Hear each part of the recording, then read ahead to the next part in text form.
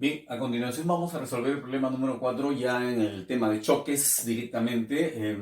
Tendríamos que decir que hay tres tipos de choques. Aquí hemos anotado solamente dos porque están vinculados a los problemas que vamos a resolver a continuación. Bueno, en primer lugar, ¿qué cosa es un choque? Bueno, según lo que dice la física, son interacciones muy breves, pero con fuerzas de gran magnitud.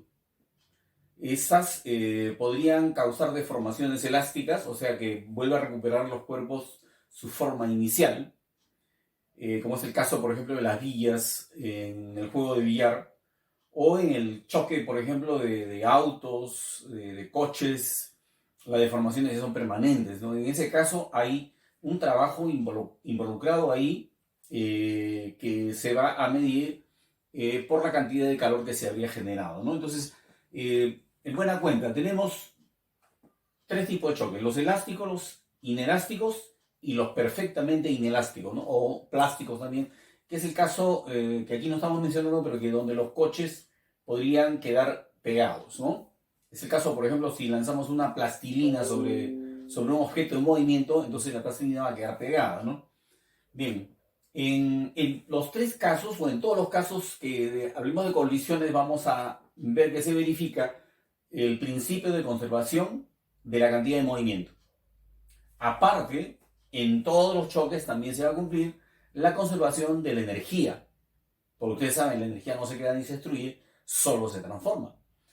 Salvo que en este caso nosotros hagamos referencia, por ejemplo, a lo que pasa con una parte de la energía mecánica, que es la energía cinética. En el caso de los choques elásticos, la energía cinética se conserva. O sea, antes y después, las energías tienen que sumar lo mismo, ¿no?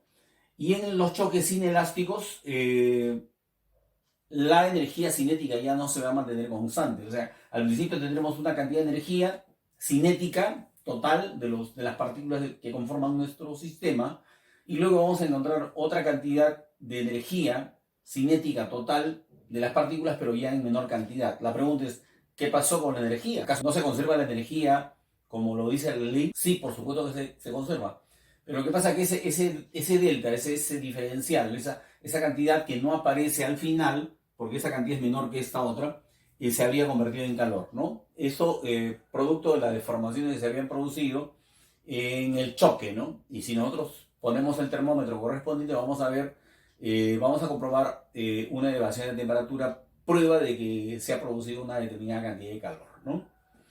Bien, en relación a esto que aparece entre paréntesis, llamado coeficiente de restitución, vamos a decir que es un numerito que nos va a ayudar a resolver los problemas para no recurrir necesariamente a la ecuación de la conservación de energía cinética, ¿no? O de la conservación de energía. Y este numerito nos dice, es un numerito que no tiene unidades, ¿no? Porque se divide en dos velocidades, entonces las unidades se cancelan. La velocidad relativa de alejamiento entre la velocidad relativa de acercamiento. Pasado a términos antes y después, tendríamos que decir velocidad relativa después y la velocidad relativa antes del choque. Velocidad relativa después del choque y velocidad relativa antes del choque, ¿no? Por ejemplo, cuando nosotros hablamos del encuentro de móviles, cinemática, MRU, ahí la velocidad relativa sería la suma de las velocidades.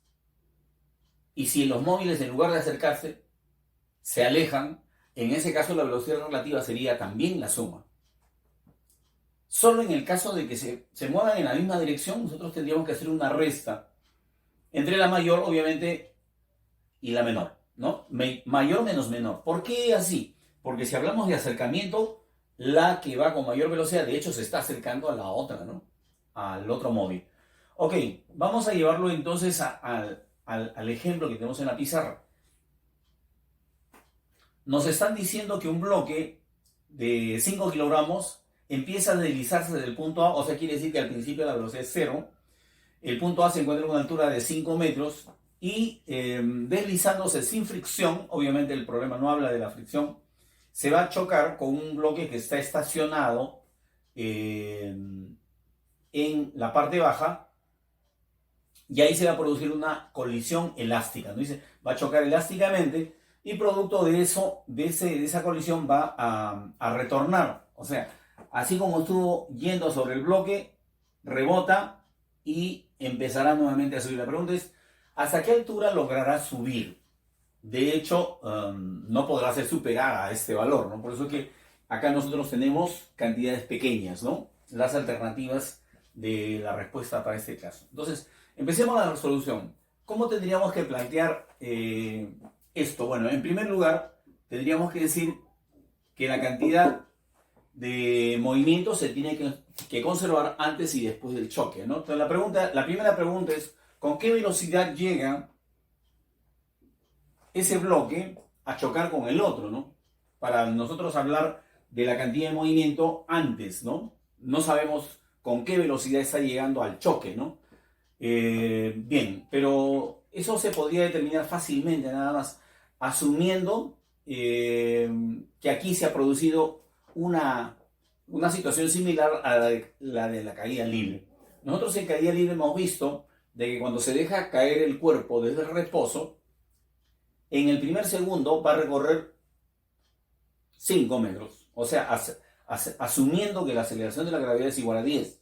O sea, en el primer segundo se recorre siempre la mitad de la aceleración de la gravedad. Y como en este caso aparece una altura de 5, entonces podríamos decir que en ese movimiento, si fuera de caída libre, se habría empleado un segundo tiempo. ¿Con qué velocidad habría llegado al final? Con una velocidad igual a 10, ¿no?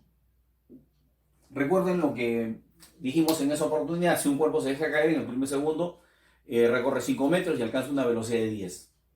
En el siguiente segundo ya no recorre 5 metros, sino 15, emplea también un segundo, y la velocidad final sería 20.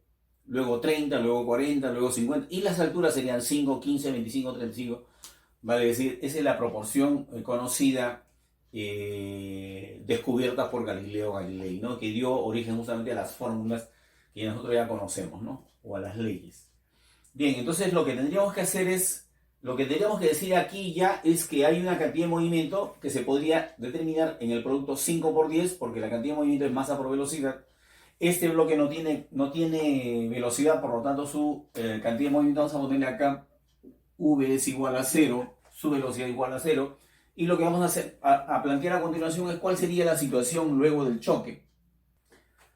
Bien, vamos a suponer que es así después del choque, ¿no? Entonces acá nosotros tendríamos nuestro sistema después de la colisión, ¿no? Esto sería antes y esto sería después. Bien, entonces vamos a plantear la conservación de la energía, perdón, de la cantidad de movimiento. La cantidad de movimiento que hay al principio, entonces vamos a anotar acá la suma de la cantidad de movimiento antes. ¿Cuál es la cantidad de movimiento que tenemos al principio? Masa por velocidad, 5 de masa y 10 de velocidad, ¿no? Esta velocidad la vamos a considerar como signo positivo porque el vector está dirigido hacia la derecha, ¿no? La otra masa no tiene velocidad, pero entonces ahí nomás queda el primer miembro, ¿no? La cantidad de movimiento que hay antes de la colisión es 5 por 10, no hay más. Y luego sería 5 por menos u más 15 por v. A esta la vamos a llamar así, v sub 0. Entonces, el signo menos me está indicando que el vector cantidad de movimiento en este caso sería hacia la izquierda. Y aquí el vector cantidad de movimiento es hacia la derecha, o sea, positivo, ¿no?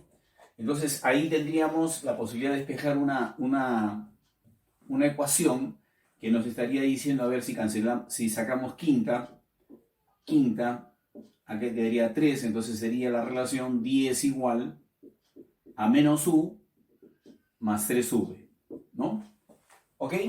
A esa ecuación le vamos a llamar ecuación número 1, ¿no? Ya hemos cumplido ahí con la aplicación de la ley de conservación de la cantidad de movimiento. Pero además de la conservación de la cantidad de movimiento, se cumple la ley de la conservación de la energía, ¿no? Por eso es que acá aparecen dos incógnitas y tenemos solamente una ecuación, necesitamos una ecuación adicional, ¿no? Vamos a servirnos del coeficiente de restitución. El coeficiente para el caso de un choque elástico es igual a 1, y entonces este sería así. A ver, la velocidad relativa de alejamiento 1 va a ser el coeficiente de restitución. Arriba vamos a poner la velocidad relativa de alejamiento. Como se están moviendo en direcciones contrarias, aquí será la suma. ¿Ya? Porque se alejan con una velocidad que es la suma. Y la velocidad de acercamiento, de hecho, fue 10, ¿no? Entonces aquí tendríamos una ecuación que dice que 10 es igual a U más V. Y esta sería nuestra segunda relación para resolver el problema, ¿no? Lo que tendríamos que hacer a continuación sería una simple suma. Sumando las ecuaciones 1 y 2, tendríamos acá 10 más 10, 20. Menos U más U, menos U más U, 3V más V, y esto me estaría dando 20 igual, acá se va a simplificar, 20 igual a 4V, por lo tanto V es igual a 5. Si V es igual a 5, entonces ya podemos decir cuánto vale U.